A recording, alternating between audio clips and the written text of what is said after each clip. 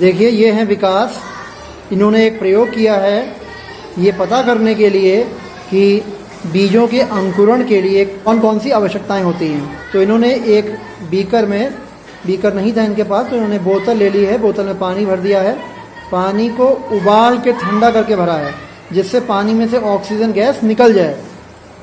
और उस पानी में इन्होंने एक स्केल में 3 बीजों को अलग अलग जगहों पर बांध के रख दिया है। एक बीज स्केल के बिल्कुल निचले हिस्से पर है, दिखाओ बेटा, बिल्कुल निचले हिस्से पर है, एक बीज बीच में है और एक बीज स्केल के ऊपरी भाग में है।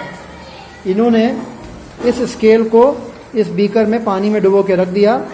पानी के ऊपरी सतह पर इन्होंने तेल की कुछ बूंदें डाल दी हैं जिससे वायु पानी में ना जा सके। तो अब यहाँ पर देखना यह है कि सबसे नीचे का जो बीज था उसको पानी तो मिल रहा था लेकिन ऑक्सीजन गैस नहीं मिल रही थी। सबसे ऊपर का जो बीज था उसको ऑक्सीजन तो मिल रही थी, वायु मिल रही थी, लेकिन पानी नहीं मिल रहा था। लेकिन बीच वाला जो बीज है उसको इस तरह से रखा गया था कि बीज का कुछ हिस्सा पानी में डूबा हुआ था और कुछ हिस्सा हवा में निकला हुआ था।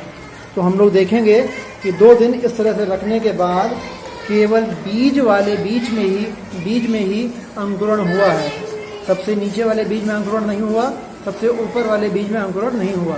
इससे पता चलता है कि बीज के अंकुरण के लिए ऑक्सीजन की, वायु की आवश्यकता होती है, साथ ही साथ पानी की भी आवश्यकता होती है।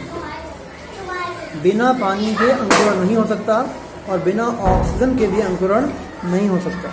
तो विकास का यह प्रयोग सफल रहा है। इससे हम लोग सीख सकते हैं कि बीज के अंकुरण के लिए जल आवश्यक है, वायु या ऑक्सीजन आवश्यक है और उचित तापमान भी आवश्यक है।